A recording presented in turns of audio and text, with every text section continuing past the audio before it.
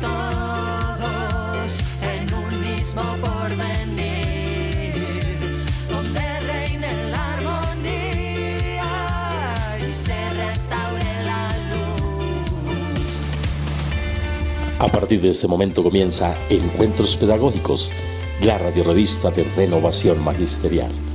Encuentros Pedagógicos, magisterio, sindicalismo, cultura, actualidad nacional, pedagogía. Sábados de 8:30 a 10 de la mañana. Bienvenidos.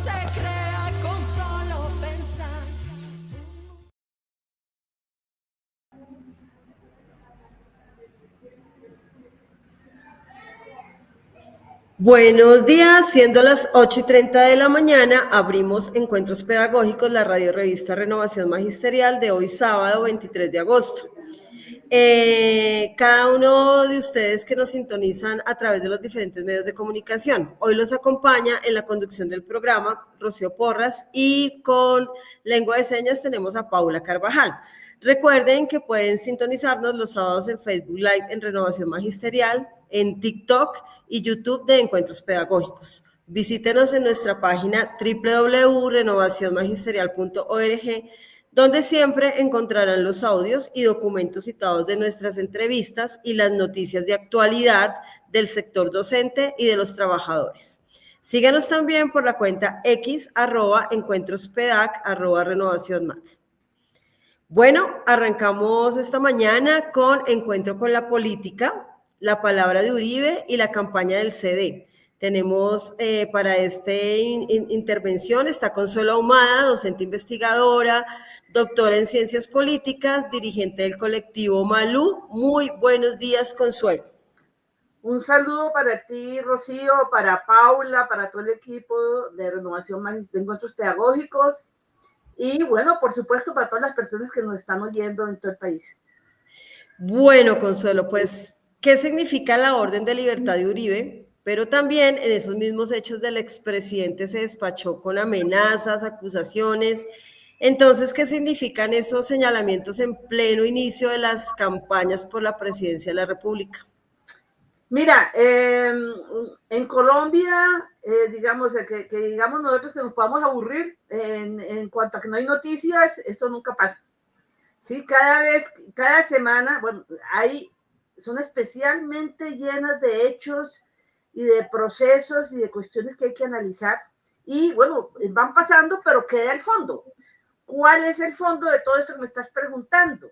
Que hay un enfrentamiento claro que se va a expresar en la campaña, por supuesto, entre lo que hace el gobierno de Gustavo Petro a todo nivel, todas sus políticas, sus planteamientos, sus reformas, la reforma agraria, la reforma de las competencias ahora, bueno, todo eso, y una oligarquía representada pues en esta oposición, los sectores más duros de la oposición también, lo que es el uribismo, que se oponen a que él haga cualquier cosa. Entonces decía yo escribí un artículo y señalaba, bueno, 2 episodios, es de la semana pasada, la semana antepasada, el entierro de Miguel Uribe lo convirtieron en medio del dolor de la familia y de mostrarlo de manera, pues los medios utilizaron todos los recursos para volver eso un show mediático, lo hicieron desde el hospital y ahora también el niño pequeño y todo esto,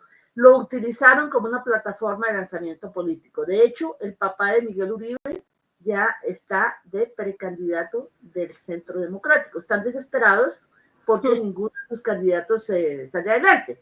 Pero bueno, ¿qué pasó ahí? Un ataque muy duro del expresidente Uribe en su carta, que la dio el director del Centro Democrático, al gobierno de Petro y al acuerdo de paz, a Juan Manuel Santos concretamente, muy duro, ¿sí? Y a Petro lo llama guerrillero y al otro le dice hipócrita a Juan Manuel Santos, es decir, todo el ataque duro. Esa misma semana se produce este show también de la ANDI, ¿no? Que ellos hacen su congreso y en vez de hablar, centrarse, digamos, en los temas de la producción y la reactivación económica y todo lo demás, que lo hacen, pero en mínima parte, se llevan a todos los precandidatos presidenciales de la ultraderecha y dejan por fuera a Petro, ¿no? Es el sitio donde realinean fuerzas y todo lo demás. Pero han pasado más cosas. Está lo del orden público antier, ¿sí? Que también lo han utilizado. ¿Para qué? Para mostrar que el gobierno de Petro no hace nada, que hay que cambiar. Obviamente lo del orden público es muy grave, ¿sí? Y Petro pues ha sido muy claro en eso, ¿sí? Esto es un reto enorme, ¿sí? Él habla de todo de este club de narcotráfico internacional centrado en Dubái, ¿sí?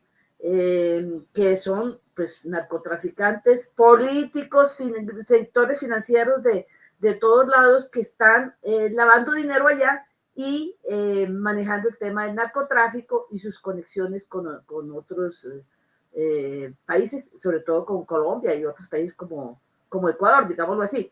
Pero bueno, ese no es el tema ahora. Quiero decir es que está muy grave la situación. Mientras tanto, Estados Unidos amenaza con intervenir en América Latina, más concretamente en Venezuela. Tiene una avanzada en el Caribe, ¿sí? Unos destroyers y armas y todo lo demás. Está amenazando con intervenir supuestamente para frenar el narcotráfico, como si eso fuera lo que le interesara.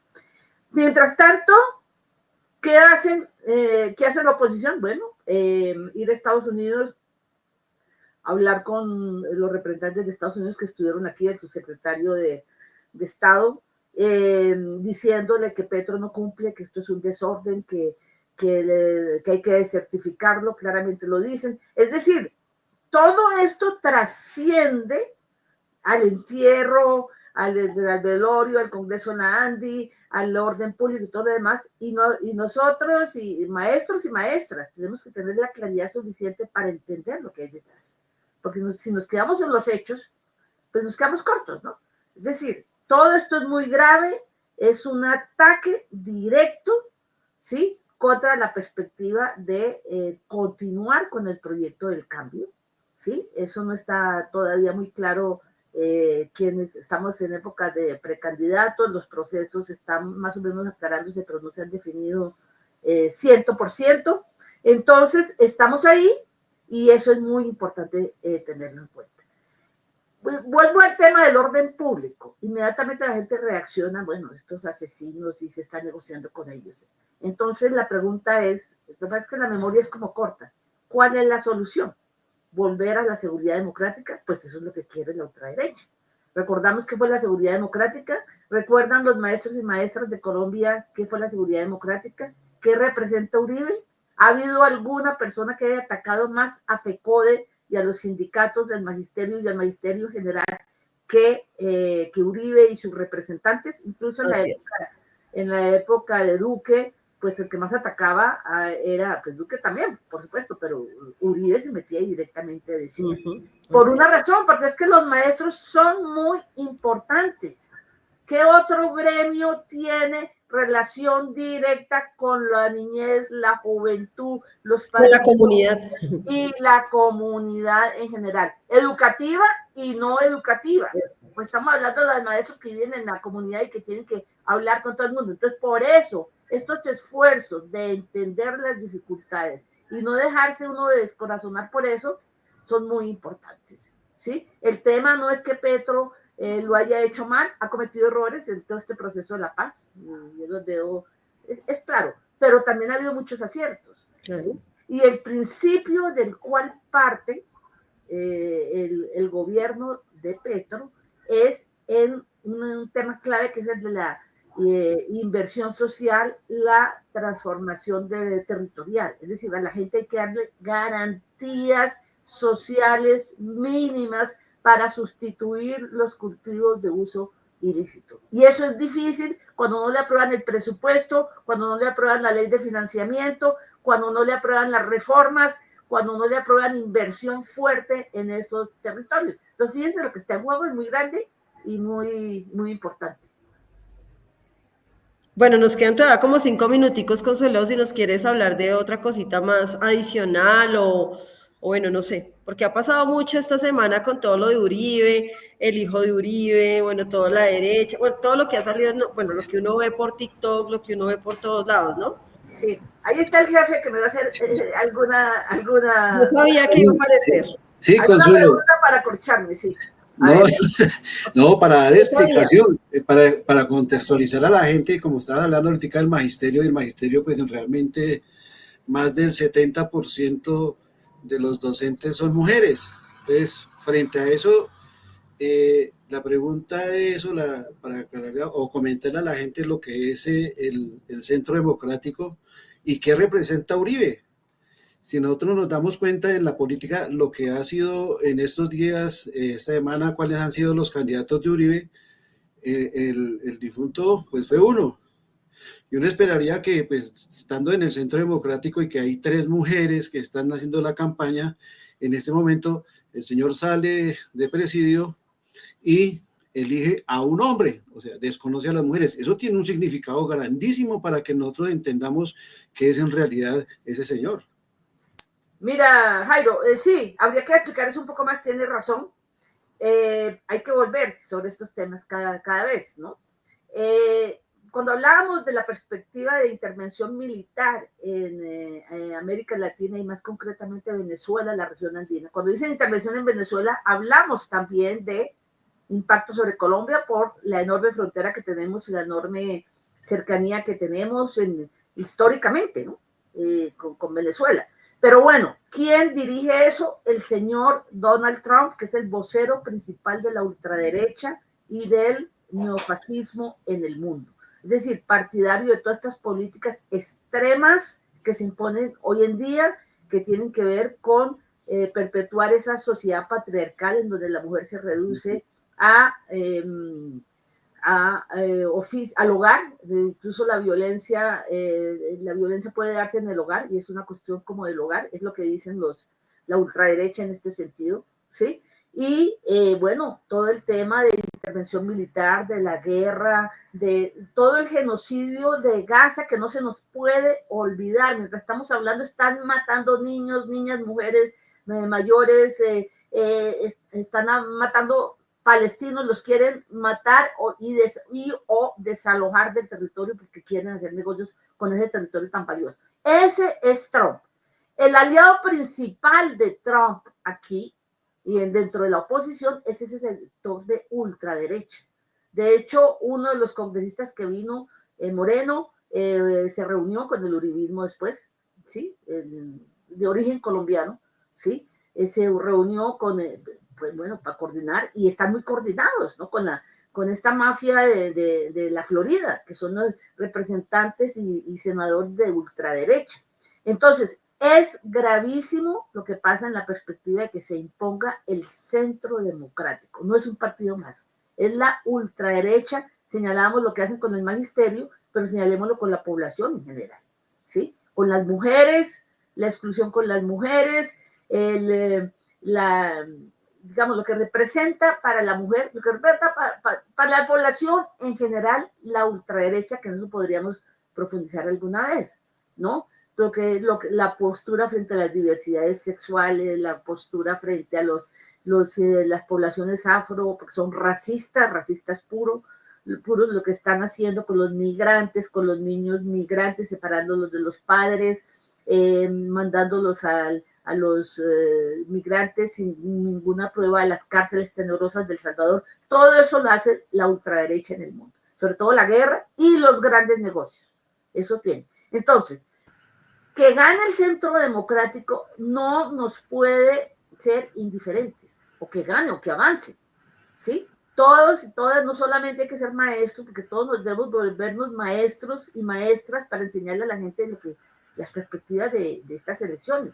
Es un retroceso enorme, no solamente en términos políticos, sino en términos sociales, lo que representa para la vida de las personas, de los trabajadores, trabajadoras, de la juventud y de la población en general. Entonces yo creo que eso es muy importante estarlo resaltando, recalcando y volver sobre eso cada vez que sea necesario, mirar cómo se expresa eso. Y con una cosa de lo que habla Consuelo ahorita con respecto a los maestros, y recordarle a los maestros que esa política que le aplicaron en el 2001, bueno, en los 8 años de gobierno de Uribe, lo estamos viviendo ahora aquí en Bogotá, ¿sí? La represión que hay contra el magisterio bogotano es impresionante y hay que recordarle a la gente que en ese entonces con Uribe, la ministra de Educación fue Cecilia María Vélez, quien hoy ejerce los hilos de la Secretaría de Educación detrás de bambalinas, ¿sí? Tiene su enviada ahí la Secretaría de Educación, pero la política que se está aplicando acá es del puro centro democrático, del uribismo, desconociendo el sindicato, macartizándolo, como lo ha expresado muy bien Consuelo. Pero mira, Jaime, yo difiero un poquito, puede ser peor. Sí. ¿Sí? Es Bogotá y está rodeado en un entorno de gente, bueno, digámoslo, medianamente crítica y todo lo demás, hay más peleas. Puede ser peor si se impone a nivel nacional. Sí. Aunque ya, de todas maneras, el avance que ha tenido la movilización social, la población, la formación de, digamos, de los sectores sociales y políticos es muy grande. Ya después de Gustavo Petro no nos pueden negar impunemente los derechos y ahí está la movilización social lista. Pero bueno, no, tenemos que garantizar que continúe el proyecto de transformación social que inició Gustavo Petro y que va a dejar, sus bases las va a dejar sentadas en este menos de un año que le queda. Y entender nuevamente que hay muchas dificultades, hay errores, claro que hay errores, ¿sí? Pero salgámonos de eso y metámonos en el tema de cómo garantizamos en las mejores condiciones posibles que continúe el proyecto. Y ahora hay tiempo de hablar de eso, pero eso requiere hacer coaliciones, alianzas, frentes con otros sectores, que no nos gusta cómo hace esto este señor o el otro, todo eso es posible, ¿sí? Pero tenemos que tener una perspectiva clara de para dónde vamos y qué queremos para este país. Muy bien, Consuelo, a ti muchas gracias por esta aclaración a toda la comunidad educativa. Y claro, se abre el abanico de candidatos, ¿no? Ya hay un nuevo candidato en el pacto histórico, que imagino va a recoger muchas fuerzas también. Veremos qué más se desarrolla dentro de los análisis políticos para poder contrarrestar toda esta bandada de acusaciones y mentiras, ¿no? Y también tenemos una nueva precandidata por el lado de unitarios, que es Clara López, ¿no? Importante. Correcto, y Clara López. Están jugando ahí y vamos a ver qué resulta de todo esto.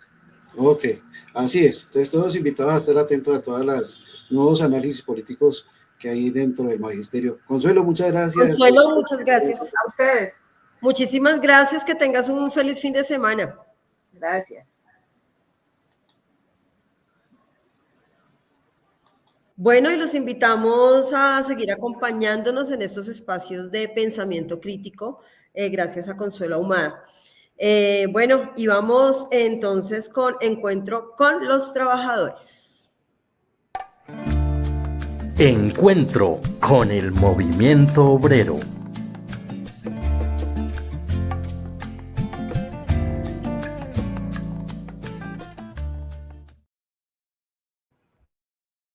Bueno, vientos de invasión gringa a Venezuela. Hoy pues tenemos como siempre a Fabio Arias, presidente de la Central Unitaria de Trabajadores, con un videito hoy. Entonces vamos a recibirlo.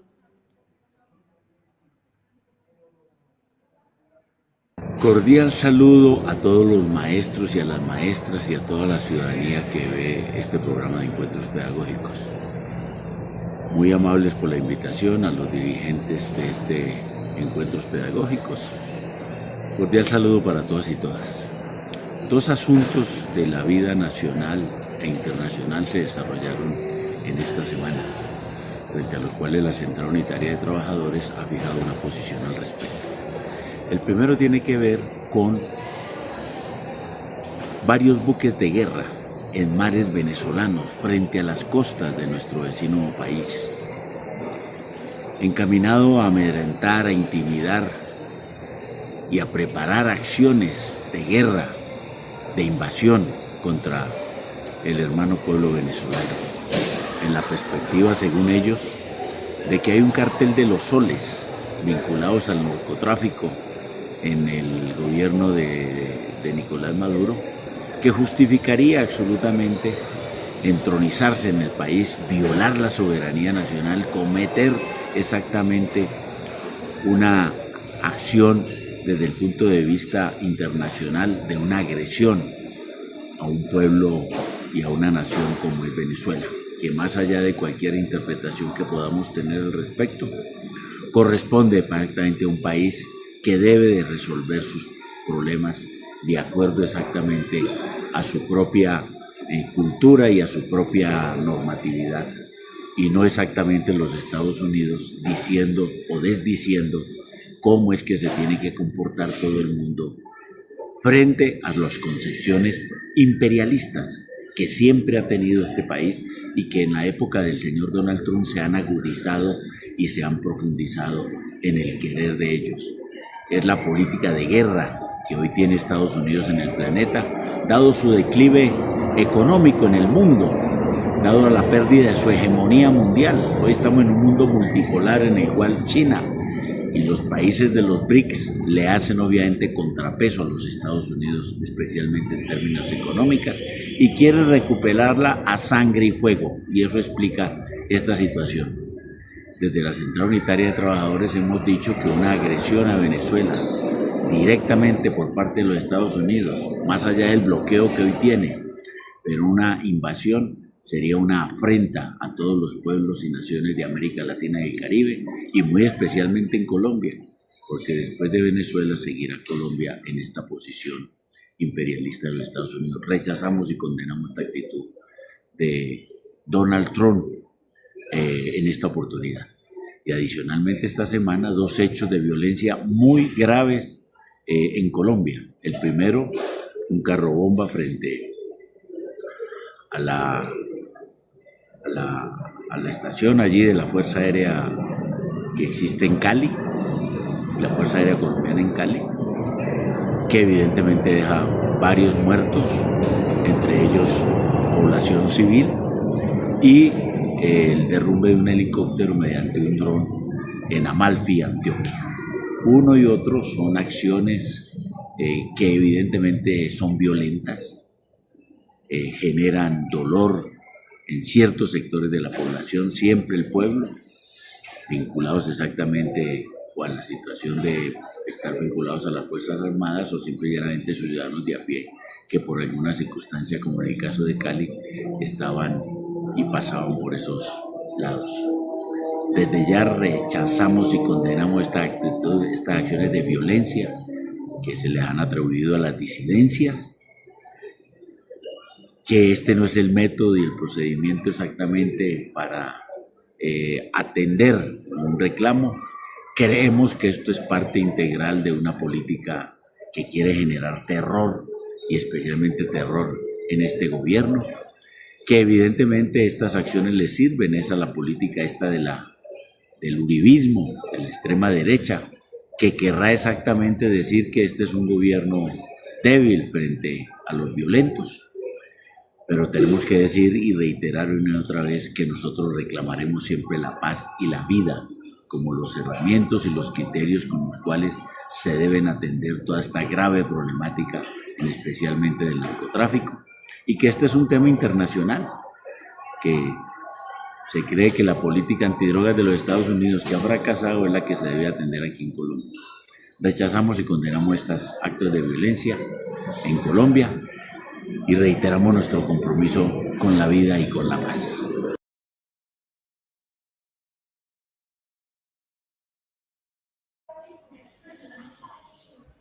Bueno, pues agradecemos la intervención de Fabio Arias por sus aportes sobre estos vientos de invasión gringa a Venezuela.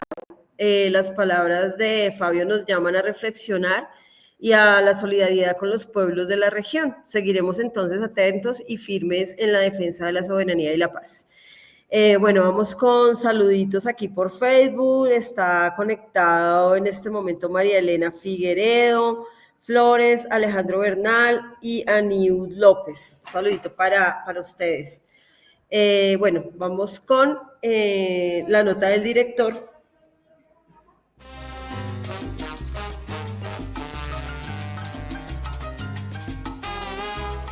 Nota del director.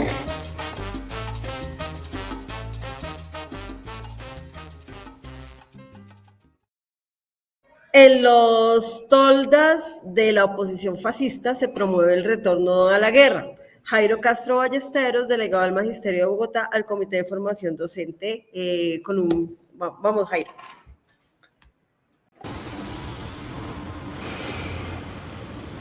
Muy buenos días al Magisterio y a la comunidad educativa que nos ven y nos siguen por Facebook Live al programa Encuentros Pedagógicos.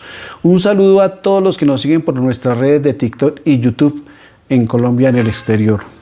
Hoy la nota del director se intitula En las toldas de la oposición fascista se promueve el retorno a la guerra. Desde el Centro Democrático son lanzadas las amenazas de guerra y muerte al progresismo, que como los misiles que caen en Gaza contra las víctimas indefensas, vaticinan el regreso de la muerte de inocentes para llenar las fosas comunes o los hornos crematorios de las fuerzas oscuras, para tapar la muerte de las sierras, para seguir sumando a los 6.402 desaparecidos en los campos de muerte, revivir los falsos positivos de jóvenes de las ciudades, crímenes que podrán ser amparados por la justicia como en las fiscalías de Barbosa y Manta Mancera para que siga reinando la impunidad.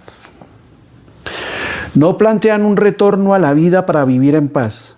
Aquellos candidatos que se están amenazando entre sí quieren gobernar a partir de si hay que dar bala, bala daremos. Pero volver al poder de la corrupción es un objetivo de los diferentes clanes de las familias mafiosas que están en disputa por gobernar al país y recuperar su infamia contra el pueblo colombiano, contra la clase trabajadora, como se demostró en las votaciones de las reformas que lo favorecían a los trabajadores, campesinos y ancianos.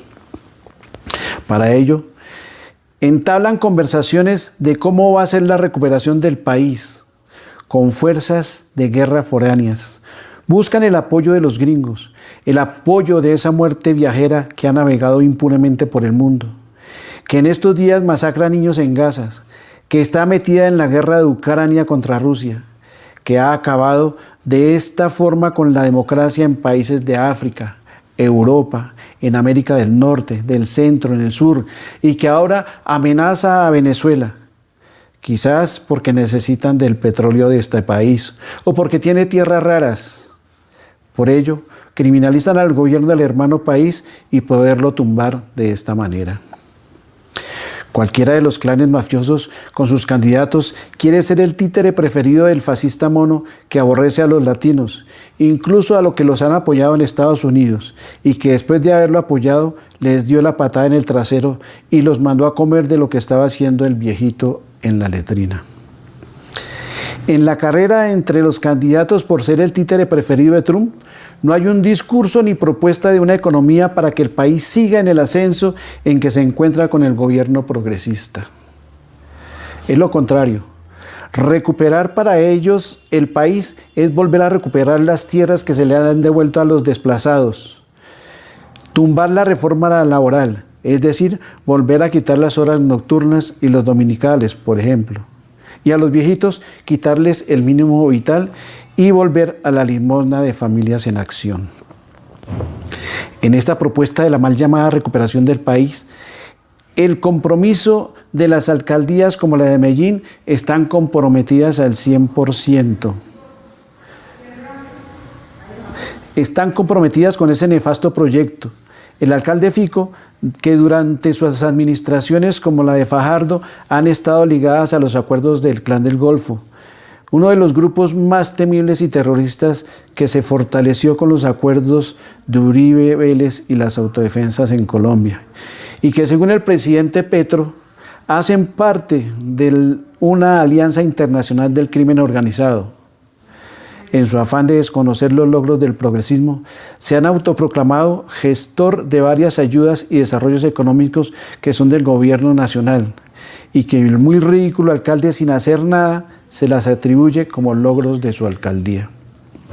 Que más bien procura el continuismo y legado de pobreza de las anteriores administraciones, tanto la de él como la de Fajardo. En Bogotá, siguiendo la trama de recuperación del país, el alcalde Carlos Fernando Galán, alineándose con el fascismo, prefiere que la capital se hunda en la inseguridad, el hambre, en la basura, para tener argumentos de pronunciarse en contra del presidente y echarle la culpa a Petro.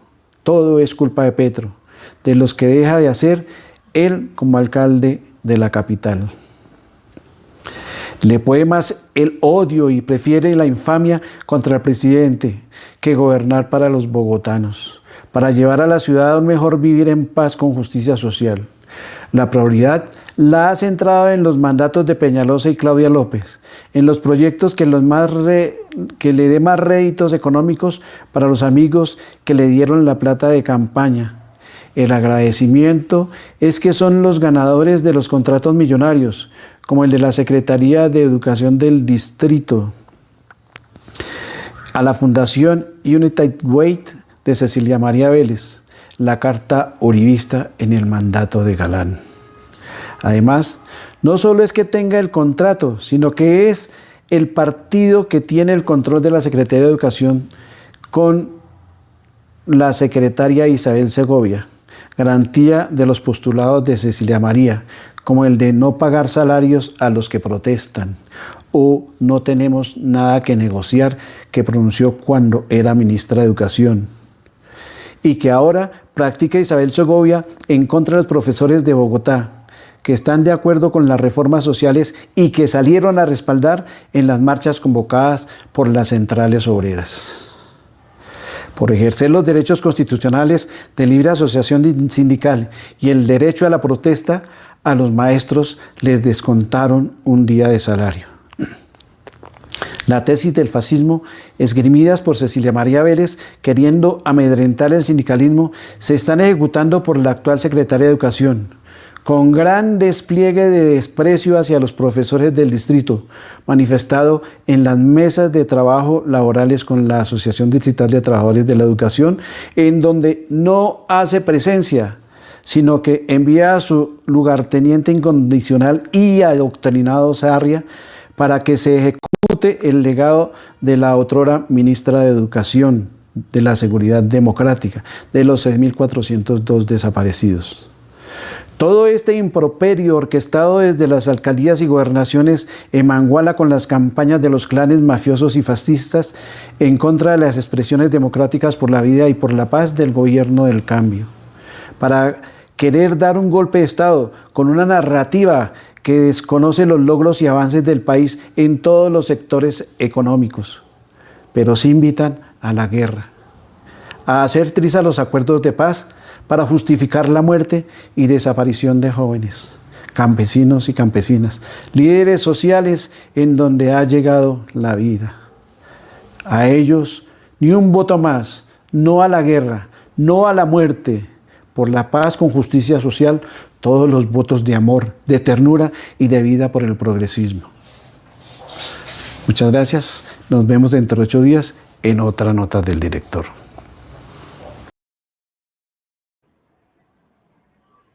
Bueno, agradecemos entonces a Jairo por su intervención y entonces ahora vamos con Encuentro con Canapro.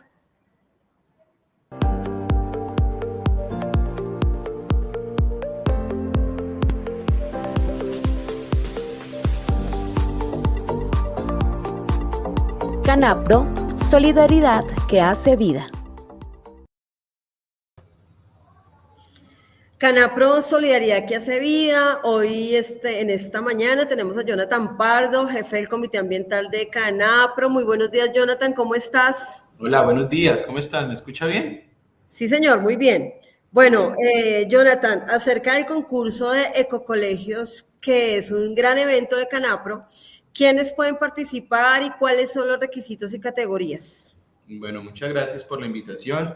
Como siempre, es un gusto estar con ustedes, nos sentimos como en casa y qué rico poder compartir siempre nuestras actividades de la cooperativa. Tenemos 2 eventos muy importantes. El primero, Galardón Canapro, que está próximo a cerrarse, ya nos quedan pocos días ya a finalizar este mes. El 30 de agosto se finalizan las inscripciones del Galardón Canapro. Invitamos a todos los docentes, directores, rectores, administrativos, todas las experiencias de los educadores. Canapro también las premia. Canapro de alguna manera quiere buscar esos incentivos, quiere conocer a esos maestros que han dedicado su vida a la educación. Ese está muy próximo, que es ahorita, antes de finalizar el mes de agosto. Y viene también este mes de agosto y septiembre, Ecocolegios Canapro, que tiene límite de inscripción hasta el mes de septiembre. Ecocolegios Canapro es una iniciativa que busca premiar, incentivar, reconocer y exaltar los colegios de todo el país que estén trabajando en temas ambientales. Por supuesto, sabemos todos que los colegios en cada colegio tenemos el PRAE. ¿A qué los estamos invitando? A que con el PRAE que ustedes tienen lo pongan en práctica, podamos conocer, podamos hacer un corto video de ese PRAE. Es un video de 3 minutos máximo, donde ustedes nos cuenten qué queremos escuchar a los niños, queremos escuchar a los jóvenes, queremos ver cuáles son esas estrategias en torno al cuidado del medio ambiente, de la naturaleza, soluciones basadas en naturaleza, en cultura, en reciclaje, en reforestación, bueno, todas las experiencias que ustedes desde el PRAE puedan plasmar allí, que ese documento que es de consulta tan importante en nuestras instituciones podamos ponerlo a concursar, podamos ponerlo a consideración, aprender. Miren que este es el año número 5 de Ecocolegios Canapro y en todos estos años hemos aprendido muchos de los unos y los otros. Hemos visto cómo algunos PRAE son similares en algunas cosas, unos desarrollan otras, otros vienen desarrollando algunas actividades internas, otros los sacan y los extienden a la comunidad, otros los jóvenes los llevan a sus hogares. Entonces, súper invitados a que participen de Ecocolegios Canapro. Y a tu pregunta, Rocío, todos los colegios de Bogotá, todos los colegios de Cundinamarca pueden participar, es gratuito, es solamente enviar un correo al correo ambiental@canapro.coop, es enviar el video, es llenar el formulario y es muy sencillo, es completamente gratuito y también tendremos unos incentivos en estos concursos que incentiva Canapro, son incentivos económicos, pues para que los colegios puedan desarrollar su proyecto. Es un apalancamiento pequeño que quiere hacer Canapro a los colegios y a los maestros. Bueno, pues qué interesante, Jonathan, esta invitación para nosotros los docentes. Es muy gratificante pues contar con esos incentivos para seguir promoviendo nuestra labor educativa. Muchísimas gracias.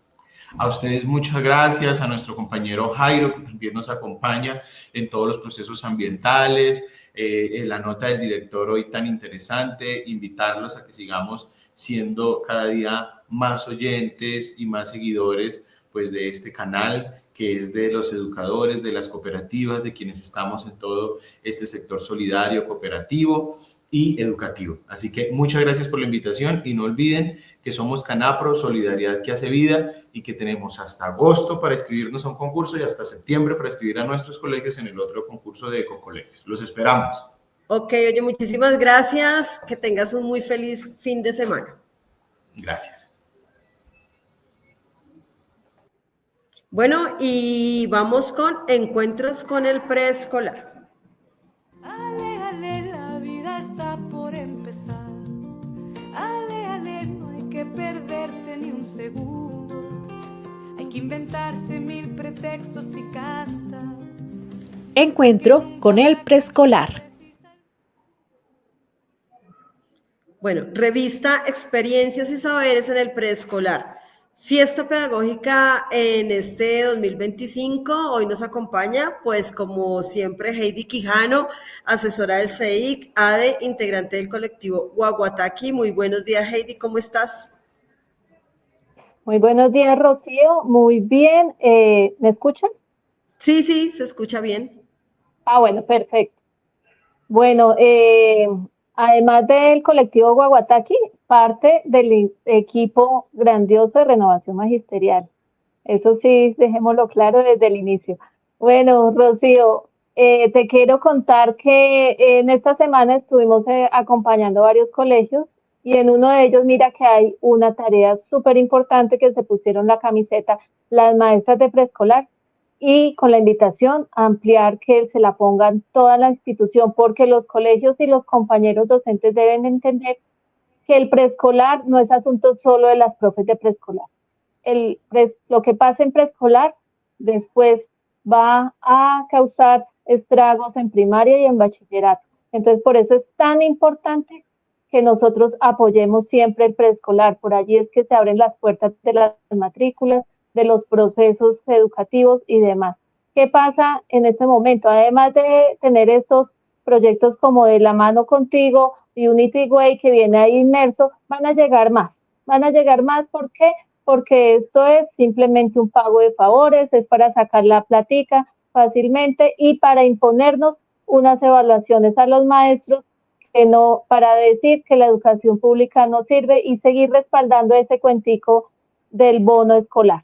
Entonces no permitamos que esto suceda, que si no viene este año nos lo tienen que imponer el próximo año, pues ya el próximo año veremos con más estrategias y más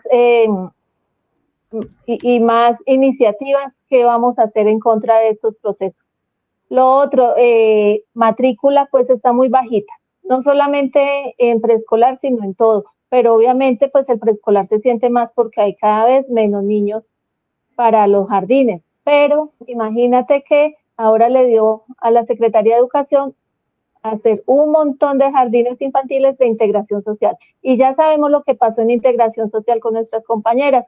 La Secretaría de Educación y la Alcaldía acabaron con el proyecto que unía integración social con Secretaría de Educación y dejaron sin trabajo a más de 700 maestras y maestros. Entonces, ¿qué pasó? Integración social empieza a contratar por OPS y pues ahorran un billetico largo, obviamente, en condiciones poco dignas para las maestras que entran a trabajar con ellos.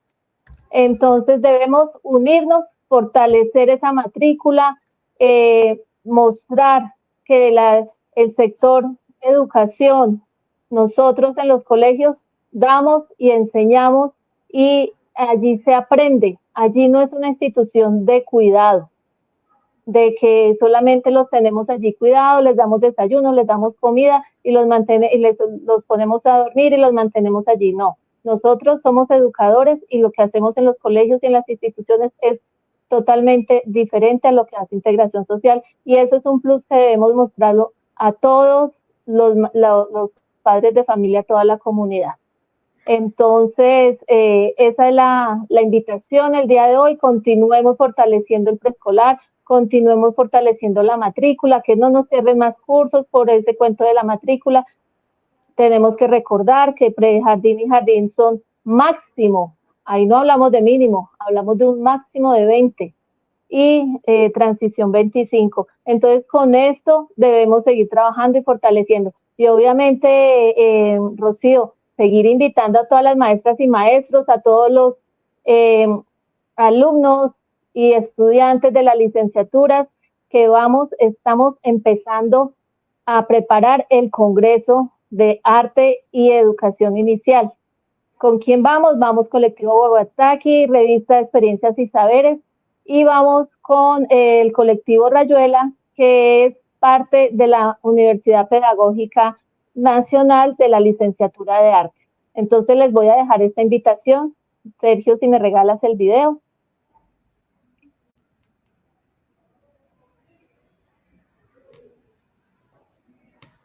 Video. Parece que no.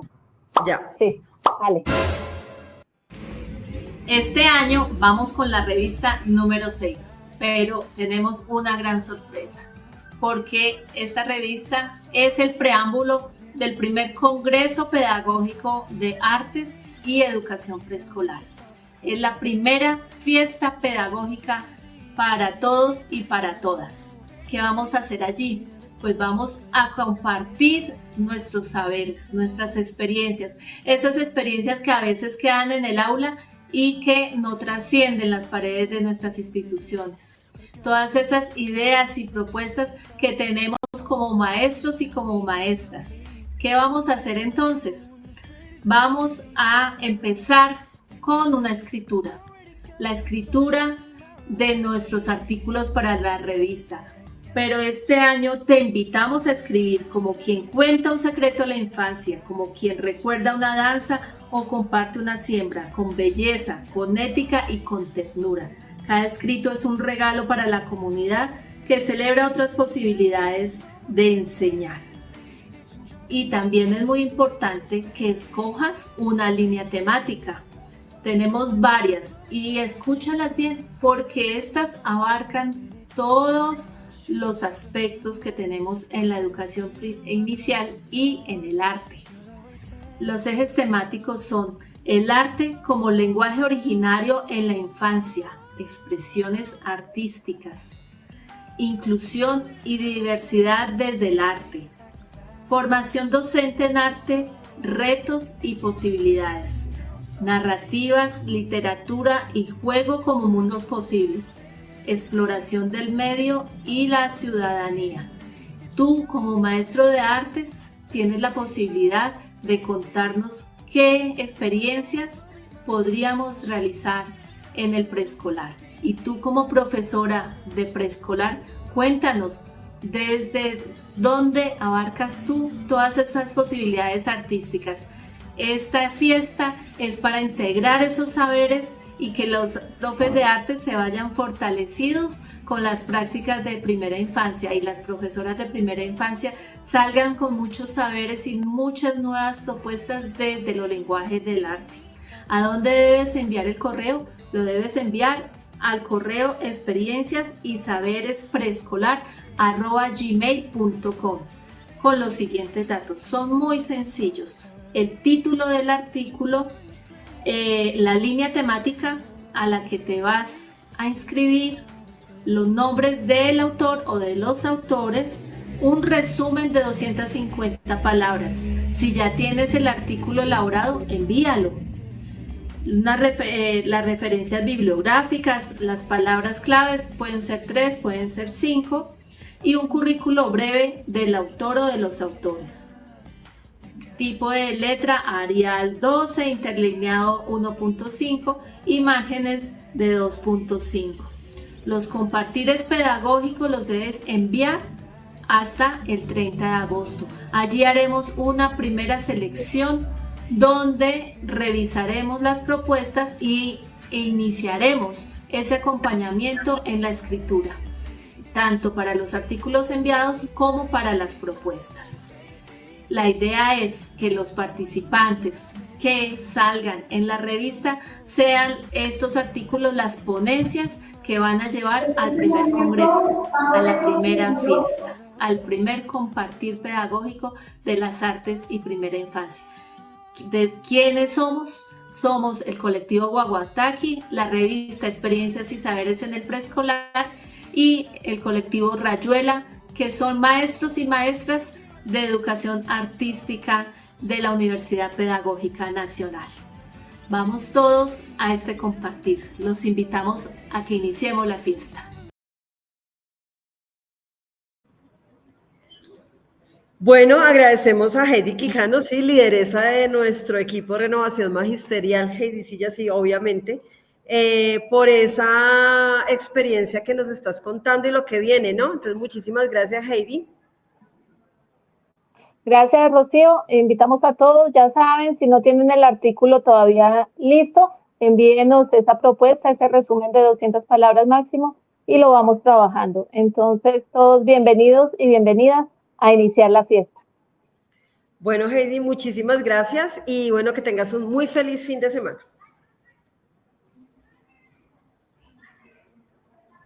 Bueno, y vamos ahora con encuentro con la comunidad educativa.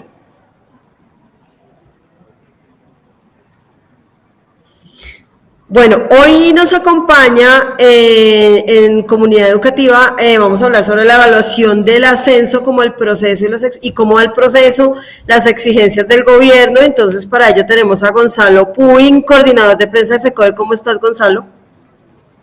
Muy buenos días, Rocío. Un saludo fraterno a todos los compañeros de Renovación Magisterial. Como siempre, es grato estar en este espacio compartiendo algunos elementos para la discusión. Bueno, hay que aclarar que la génesis de este concurso de ascenso, que era un concurso que hasta el año pasado se llevaba 6 años en que no había habido movilidad, ni reubicación ni ascenso de los compañeros y compañeras del 1278, se da gracias a los acuerdos del 2023. en donde uno de los puntos era que más de 126.000 maestros, que en ese momento era un promedio, no habían tenido ningún movimiento en esos 6 años, tuvieran la posibilidad de moverse en estos 4 años. Como resultado de eso, el año pasado se dio este concurso que llevó a cabo a que se movían más de 80.300 maestros. Es decir, eso es algo que en los procesos de ascenso y erradicación del 1278 no se había dado, ¿sí? Esto pues tiene una carga fiscal alta, estamos hablando de más de 1 billón de pesos que implica todo este movimiento, tanto de ascenso o reubicación en el escalafón 1278. Igual queda un grupo más o menos de 46 maestros y maestras que no se han podido mover o que no alcanzaron a pasar el examen o la prueba que se está presentando, que se presentó el año pasado. Entonces, a raíz de eso, como existe el acuerdo, pues se sigue trabajando, pero a raíz de eso se tuvo que hacer una modificación al decreto 1657 del año 2016, que es el que establece todo el proceso de evaluación de los docentes del 1278 y que va pues acorde con el decreto 1278, que es de la profesionalización docente, y que en este caso pues es el que rige a los compañeros y compañeras del 1278. Este decreto debía tener una modificación, digamos, muy puntual en un aspecto que tenía que ver con el tema de la evaluación. Recuerden que para poder presentar los compañeros y compañeras del 1278 la evaluación de ascenso y reubicación deben tener, hay 2 criterios básicos, 3 años de experiencia y 2 evaluaciones de desempeño, las que hacen anualmente se aplican en las instituciones educativas. Resulta que si se deja así el decreto, pues se podrían volver a presentar todos los docentes que cumplen estos requisitos y esto llevaría a que fueran más de 220.000, algo que el gobierno dice, pues económicamente no tenemos cómo soportar eso. Y partimos de un acuerdo que se hizo en el 2023, que era un movimiento en estos 4 años para todos los compañeros que no habían tenido la posibilidad. Entonces, ¿qué dio esto o qué ocasionó esto? Entonces, esto lleva a que se haga una modificación del decreto, que consiste básicamente en decir que si usted pasó el concurso, digamos en términos muy castizos, pasó el concurso, y pues ahí usó sus 2 evaluaciones, ya en este no puede presentarse, pero que si usted perdió, digamos, y no alcanzó y tiene sus 2 evaluaciones, las puede y cumple el requisito de tiempo, pues puede presentarse. Sumado a esto, recuerden que compañeros que pasaron en el concurso de ingreso a la carrera docente, pero que se reubicaron en cargos como coordinadores o rectores, no se pudieron presentar el año pasado porque estaban en periodo de prueba. Entonces, estos compañeros y compañeras también entran en esta posibilidad de presentarse ahorita, si cumplen los requisitos, 3 años y 2 evaluaciones.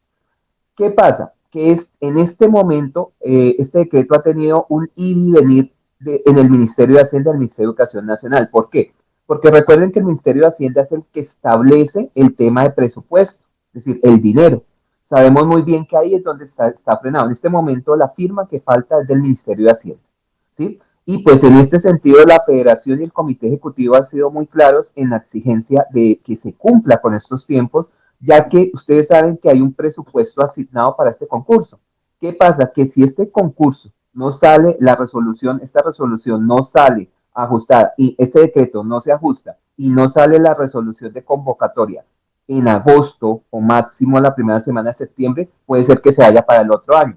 ¿Cuál es el riesgo? El tema presupuestal, el tema de dinero, porque ya hay una asignación de presupuesto. Entonces, esto, digamos que es una situación que el Ejecutivo está muy pendiente, que el Ejecutivo está exigiéndole, bueno, firmen, hagan el favor, hagan toda la vuelta, porque pues también sabemos que modificar un decreto o modificar en este caso tampoco es que eso se haga de la noche a la mañana, porque eso tiene todo un ejercicio normativo y en este caso fiscal, es decir, de dinero, porque vuelvo y les digo, los ascensos de los compañeros no son, digamos, bajos, eso pasan por 1 billón de pesos, es decir, estamos hablando bastante dinero y esto lleva a que pues si no se concertan los presupuestos, no están, pues no se hagan, no se haya la posibilidad. Entonces digamos que este es el contexto actual de lo que está el concurso de ascenso y reubicación de los compañeros y compañeras del 1278. Dejar claro que gracias a la federación y a su gestión se ha logrado, digamos, que este proceso se dé y que hay que también dar eso. Es decir, uno entiende a los compañeros de pronto que no lograron pasar, están hoy un poco afanados por eso, pero también decirles que no es un tema de la federación, tampoco podemos decir que es del gobierno nacional en toda su plana, es de sectores que todavía están ahí, que en cierta medida quieren frenar algunos procesos, y lo hemos visto en todas las reformas planteadas por el gobierno. Entonces, aquí está el ejercicio de que en unidad estemos todos, y en este momento, vuelvo y reitero, la federación está en una posición de que este decreto debe salir en este mes de agosto antes de que finalice, es decir, la próxima semana, porque ya la otra semana terminamos el mes de agosto, porque pues se corre ese riesgo. El riesgo sí, es que se deje para el otro año, pero el tema de presupuesto no esté, porque el otro año va a haber recorte, ya que recuerden que al gobierno nacional, al presupuesto, el Congreso no le ha aprobado hacer adiciones presupuestales, no le ha asignado no le aprobó presupuesto nacional. Todo esto es dinero y todo eso afecta a esto. Sumado a que todavía, aunque ya se pasó el tema del sistema general de participación, logramos hacer esa modificación en diciembre del año, en este momento estamos en la ley orgánica. ¿Qué significa esto? La ley que llaman de competencia, es decir, cómo se va a recibir esos dineros, algo que está en debate y todavía no se ha aprobado. Entonces, digamos que aunque se dio un gran paso en la reforma del sistema general de participaciones, ahora hay que dar el siguiente paso, y es un paso complejo, porque hay muchos intereses detrás de esto, y de ahí salen los recursos para todos estos procesos de concurso, ascenso, reubicaciones, dotaciones y demás. Entonces, Rocío, ese es como el panorama que doy. No sé si hay alguna inquietud o fue clara la exposición. Pues fue muy clara, muchísimas gracias Gonzalo, pero pues estamos a la expectativa, sobre todo los que nos vamos a presentar para ese ascenso, y pues seguimos esperando el decreto y ojalá sea este año y no esperemos hasta el otro, pues tengamos que esperar más tiempo. Pero sí, fuiste muy claro y pues yo creo que todos quedamos pues ya como con esas preguntitas que teníamos, yo creo que ya se aclararon contigo el día de hoy. Listo, Rocío, muchas gracias, muchas gracias a toda la mesa de trabajo, a Jairo, a todo este equipo que hace posible este programa. Un abrazo fraterno y pues ahí estamos pendientes a cualquier inquietud. Muchas gracias. Bueno, Gonzalo, muchísimas gracias a ti y que tengas un feliz fin de semana. Bueno, vamos con Encuentro con Saturio. Voy a comenzar. Para Encuentro con Saturio, pues las historias contadas por Saturio. Tenemos a Cristian Camilo Rentería, docente de la SED y veedor de salud de la ADE. Muy buenos días, Cristian, ¿cómo estás?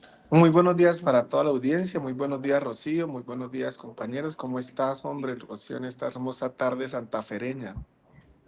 Mañana todavía. Mañana para hoy va, muy soleada y bonita.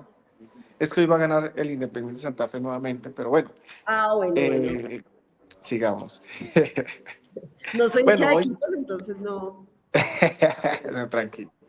Bueno, el día de hoy para las memorias de Saturio, recordemos dos cositas. Primero, rechazamos los actos de violencia que se han venido presentando, teniendo en cuenta que Cali, como la sede del Festival Petronio Álvarez que se celebró el fin de semana anterior, pues se presentó un atentado con un carro bomba donde perecieron personas que pues hacen parte de nuestras comunidades, que son personas ajenas a la violencia, son personas transeúntes, y pedimos respeto y ante estos actos, que no lo vayan a tomar como actos políticos de campañas por algunos sectores, que pues por no darles vitrina política no los vamos a mencionar el día de hoy. Pero sí, nuevamente vemos que se acercan las elecciones presidenciales y aquel grupo demoníaco pues adelanta su campaña presidencial de esta forma, recrudeciendo la violencia en el país como acto político. Bueno, vamos a hablar acerca del Festival Petronio Álvarez, la cual es la gran celebración de la cultura del Pacífico. Pero el Festival de Música del Pacífico Petronio Álvarez es un encuentro cultural más importante para las comunidades afrocolombianas en Colombia y una de las más grandes en Latinoamérica. Este se realiza en la ciudad de Cali, en el Valle del Cauca, y rinde homenaje al legado musical y cultural que nos dejó el maestro Petronio Álvarez Quintero, compositor del departamento del Chocó, conocido como el poeta del río. Como muchos artistas, músicos del departamento del Chocó, le tocó emigrar a otra ciudad en busca de otras oportunidades y de nuevas oportunidades. Nos pasa a muchos. Y eso hace parte del racismo estructural porque no encontramos en nuestra tierra los mecanismos o los medios suficientes para poder realizar nuestros sueños y potenciar nuestras habilidades y nuestras capacidades. Recordemos que el festival nació en 1997 como un espacio donde converge la música, la danza, la gastronomía, la moda y las tradiciones ancestrales del Pacífico colombiano. De esta forma, vemos que se ha venido reivindicando la parte cultural donde los peinados, la comida, la gastronomía y también la cultura negra en Colombia se empieza a visibilizar. Es por eso la importancia de este festival que este año tuvo muy concurrido, donde pudimos observar que del centro del país, del norte del país y también del sur del país hubo representación. Sí, los afrobogotanos estuvieron con representación en Chirimía. Entonces, son cosas que vemos que Bogotá, como una ciudad que nos adopta a todos, empieza también a absorber esas raíces ancestrales de la comunidad afrocolombiana. Entonces, al ritmo de juga, de currulado, de la marimba de chonta, de chirimía, de abozado, se fueron interpretando y se fueron mezclando todas estas culturas, haciendo reivindicación precisamente a la cultura afrocolombiana. Entonces, de esta forma, además de la música, el Festival Petronio Álvarez es una vitrina de identidad afrodescendiente, donde se destaca la cocina típica con platos como el encocado de camarón, el tapado de pescado, el arrechón, el biche, los peinados y los diseños textiles que cuentan la historia de la resistencia y las bebidas tradicionales que han pasado de generación en generación. Y a esto también se debe a la tradición oral. Datos curiosos que muchas personas pues se vienen a dar cuenta que los peinados, el trenzado que se pone en las comunidades nos servía a nuestros antepasados para encontrar la ruta hacia la libertad. Y entonces vemos los diferentes trenzados. Y las personas, bueno, ¿y por qué el trenzado? Bueno, el trenzado precisamente para esa época marcaba el camino hacia la libertad de los cimarrones, que se iban al monte a formar sus palenques y de esa forma convivir y preservar su identidad a través de la tradición oral. Con más de 2 décadas de historia, el Festival Petronio Álvarez se ha consolidado como un patrimonio cultural e inmaterial que no solo celebra las raíces del Pacífico, sino también visibiliza a las comunidades afros y sus aportes a la construcción de identidad nacional.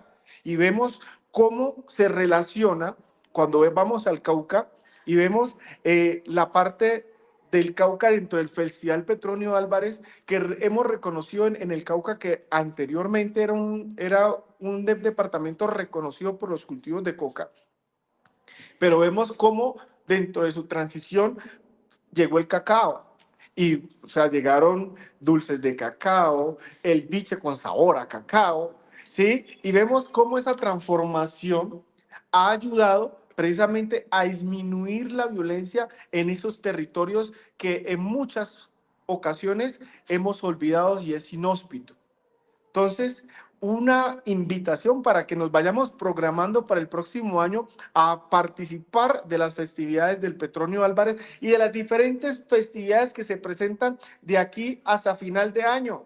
Se vienen las fiestas de San Pacho en mi tierra, entonces ya saben que la primera semana de octubre están cordialmente invitados a participar de las fiestas de San Pacho, la cual también tiene su historia y la cual vamos a estar hablando en nuestros próximos encuentros con Saturio. Un abrazo muy grande.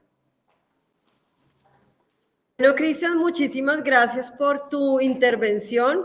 Esas historias nos invitan a reconocer nuestra memoria, a valorar nuestras raíces y obviamente a seguir construyendo identidad. Y muchísimas gracias por la invitación al Festival Petrona Álvarez, ¿es que se llama? ¿Sí?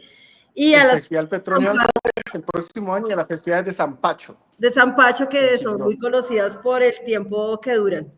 Entonces, muchísimas gracias. Y duran mucho tiempo. Del 3 de septiembre al 3 de octubre. Bueno, hasta luego, chao. Listo, Cristian, feliz fin de semana, que estés muy bien. Igualmente. Bueno. Bueno, y vamos entonces con Encuentro con la Comunidad.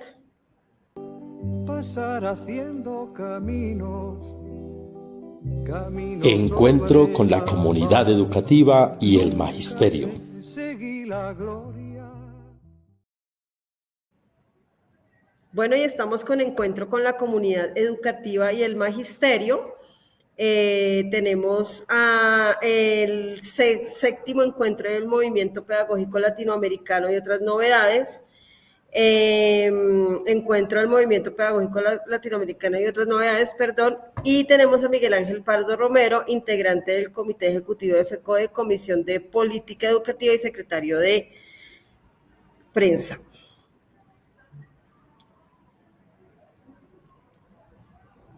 Bueno, un saludo vital, fraternal, pedagógico y sobre todo latinoamericano desde la Federación Colombiana de Trabajadores y Trabajadoras de la Educación, FECODE Colombia, de sus 43 años de movimiento pedagógico, sus 41 años de la revista de Educación y Cultura y sus 66 años de existencia. Estamos aquí con los compañeros también de la delegación, de la Federación, el compañero Miguel Antonio, la compañera Luz Marina, y están los compañeros de ASPU, Gloria y Pedro aquí presentes, compañeros universitarios. Bueno, creo que para esta conversación es importante pues plantear por lo menos 3 ejes, que pronto por el tiempo me toca suprimir uno. El primero, pues tenemos que mirar la dimensión de la agresividad contra la escuela. Lo segundo, las propuestas del movimiento pedagógico, creo que es el que me toca dejar de un lado por ahora. Y el tercero, los avances y retos de la poderosa conjunción de la movilización social y el movimiento pedagógico. Nosotros precisamos 3 grandes agresiones, una dimensión enorme de agresión contra la escuela. La primera, obviamente, la del extremo neoliberalismo a través de la reducción, supresión de recursos y apropiación de recursos públicos. En el caso de Colombia, en 7 años, en solo 7 años, 2 reformas constitucionales para suprimir recursos, alrededor de 750 billones de pesos con B larga colombianos, que son 180.000 millones de dólares, y lo propio, similar en el caso de la educación superior. La segunda agresión de contra la escuela es esa herencia colonial, semifeudal, que predomina en muchos territorios y que hoy tiene complacencia, complicidad, fusión con el neofascismo en todo el territorio. Y se expresa a través de proyectos de ley, en el caso nuestro, bonos escolares, a nivel nacional, internacional, los vouchers, que aparece como un problema solamente de apropiación de recursos económicos, pero no hay tal. El entregarle a un dueño de un colegio particular qué enseña, cómo se enseña, qué se paga, cuánto se paga, es suprimir 200 años de bicentenaria lucha de la comunidad académica y educativa, porque se suprime la libertad de cátedra, las autonomías escolares, institucionales y por supuesto todo tipo de derechos civiles. Y la tercera gran agresión contra la escuela ha sido el llevar el conflicto interno y las violencias a la escuela. En algunas partes, como en la nuestra, en la doble acepción, las fuerzas irregulares, tanto extrema izquierda, porque hay que decirlo así, como extrema derecha, llevaron las batallas y la confrontación armada a las universidades. Pero en los colegios, en las escuelas, en la periferia, nuestras valientes maestras fueron el último obstáculo entre el reclutador y el niño, y eso costó alrededor de 1.100 maestras y maestras asesinados en Colombia desde el año 1985. Por eso desde el movimiento pedagógico impulsamos la escuela territorio de paz. Pero las otras violencias siguen, que es la cooptación que tuvieron los estados latinoamericanos, incluido el nuestro, por las mafias, y que hoy han reclutado a nuestros niños y han generado una desesperanza por el estudio entre nuestros niños, además de fracturar la comunidad educativa. Por eso nosotros tenemos que ser conscientes, colegas, compañeros y compañeras, del propósito, de las consecuencias, los oscuros propósitos, por lo menos de estos elementos que hemos señalado. Aquí no se trata solamente de apropiar y suprimir recursos. Aquí se trata de suprimir el carácter profesional de la docencia, al señalar que hacer caso omiso del desarrollo del conocimiento humano y decir que los maestros y maestras no requerimos especialidades para atender a los niños con discapacidades, no requerimos maestros y maestras especializados para asumir a los niños de preescolar, etcétera. Es decir, suprimir el carácter de, pero también suprimir la función social de la escuela al reemplazarla por otras entidades que las organizaciones, que la sociedad creó para otros eventos, las cajas de compensación, etcétera, reemplazar las escuelas y que nuestros chicos de 3 y 4 años, por ejemplo, sean atendidos y formados por todo el mundo, menos por la escuela y por los maestros especializados. Este punto es una función, pero hay un asunto mucho más peligroso. Es el propósito de disolver el sistema educativo público que nos ha costado más de 200 años de batallas, en el caso de América Latina, después de la lucha por las independencias. Disolver la comunidad educativa y académica y disolver las organizaciones sindicales que tienen una doble acepción. Somos, por supuesto, luchadores por la dignificación de la profesión y el trabajo de los trabajadores de la educación, pero somos académicos, somos agrupamientos de inteligencia en las naciones, y ese agrupamiento de inteligencia en las naciones son un enemigo. El conocimiento y lo que nosotros impulsamos de manera organizada es el principal enemigo de esa peligrosa fusión que se está abriendo paso y que tenemos que detener entre el neoliberalismo extremo y el neofascismo, ese que nos quieren propagar desde el norte con Trump y desde el sur con Milei, y en la mitad el señor Bukele. Entonces, por supuesto que nosotros tenemos allí que identificar con claridad este asunto. La salida, pues nosotros hemos hecho propuestas del año 82 de política educativa pública, 3 ejes, varios requisitos, voy a omitir, lo dejo para la discusión, pero ¿cómo enfrentar todo esto? Queda absolutamente claro que la salida es la poderosa conjunción entre movimiento pedagógico y movilización social. Esa es la salida, la orientación. En Colombia, entre el año 2019 y 2021, hubo una gran movilización social y un estallido social. Y ese estallido social se tradujo en un gobierno popular. Y ese gobierno popular tiene mandatada unas reformas sociales para restituir derechos. Y en este momento, ese pulso por restituir derechos ha buscado incluso intentos de golpes de Estado, pero han salido adelante gracias a la movilización social y gracias a que el gobierno popular ha incluso invocado consultas populares si ese parlamento adverso no las aprueba.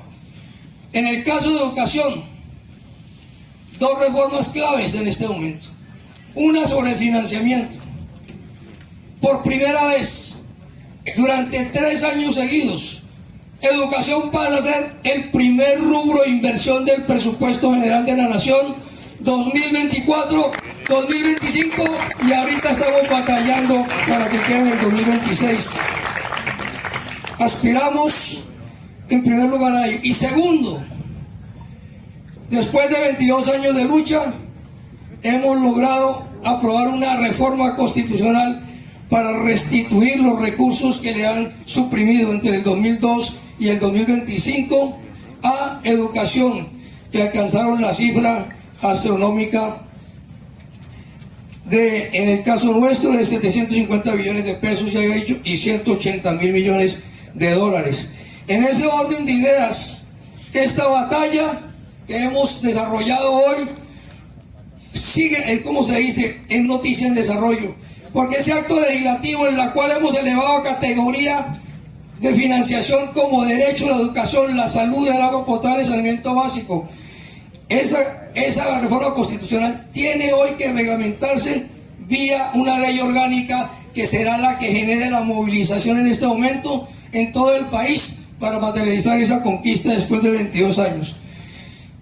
Por esa razón hemos insistido, si tenemos claras las propuestas del movimiento pedagógico, nuestras propuestas sobre política educativa y sobre nuestras propuestas, ¿para qué son la financiación? ¿Para qué más presupuesto? Tendremos la posibilidad de ganar opinión, ganar a la comunidad educativa, no son recursos solamente por la dignificación de la profesión, que también deben estar incluidos como lo hemos defendido. Y finalmente señalar que en los acuerdos FECODE, gobierno y otras 8 organizaciones sindicales más, entre las cuales está ASPU, acabamos de suscribir 77 acuerdos. Y reiteramos en esta ocasión, el primer eje siempre ha sido política educativa pública, pero colegas, esta ocasión el primer eje fue política educativa pública y movimiento pedagógico. Y allí en estos acuerdos hay una propuesta para poder desarrollar lo que corresponde en la parte que más nos interesa, que es la esencia nuestra, que es el tema de la pedagogía y de los currículos, que por las razones de la lucha que nos ha tocado desarrollar por garantizar la existencia, la financiación, a veces la parte esencial, lo que es la apropiación y generación de conocimiento para desarrollar las naciones y el bienestar de la población, se nos queda pendiente. Por eso, en esta ocasión, le hemos querido dar más fuerza en el pliego de peticiones que acabamos de suscribir y en los acuerdos. Queda absolutamente claro, y coincido con los colegas, no hay divorcio, no hay tal divorcio entre movimiento pedagógico, movilización social, sindicalismo y lucha política. Y la lucha política en este momento se expresará también en lograr que tengamos muchas más posibilidades en los congresos de la República y en las presidencias de la República para poder detener este mal que empieza a impulsarse, este renacimiento de la Alemania del año 33 que tenemos que suprimir, que tenemos que evitar desde el punto de vista del conocimiento y el progreso. Muchas gracias a todos y todas.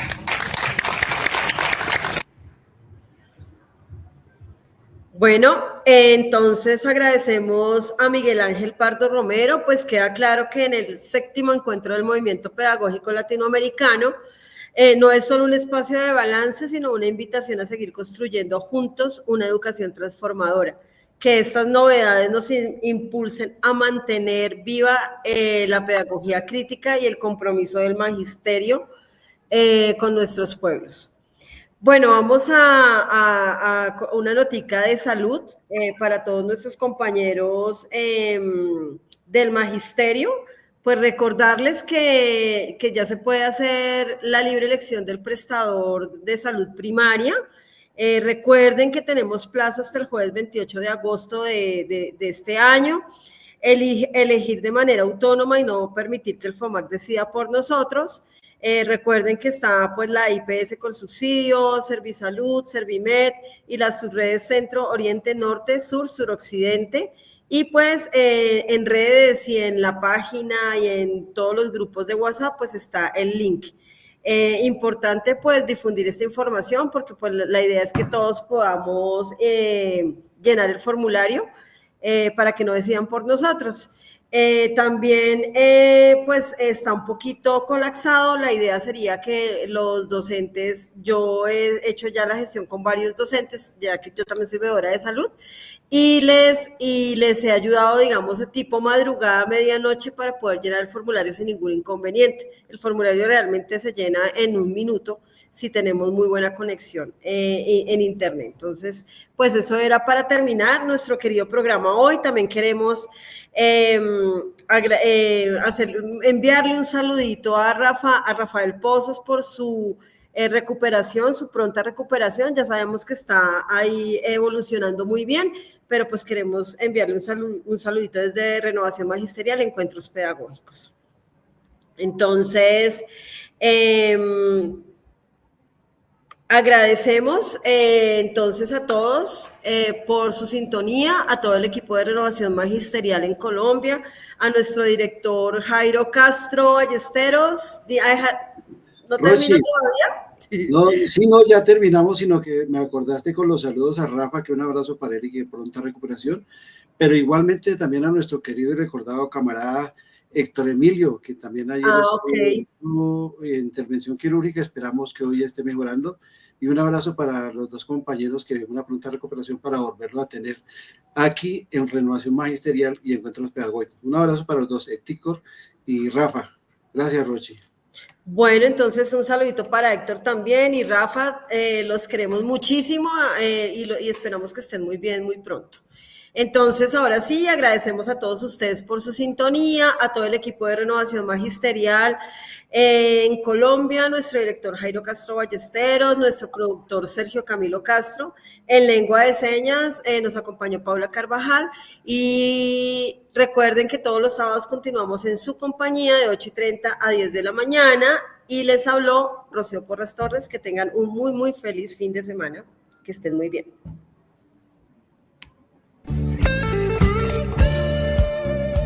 Renovación Magisterial presentó Encuentros Pedagógicos. Los esperamos el próximo sábado a las 8:30 de la mañana. Gracias por acompañarnos.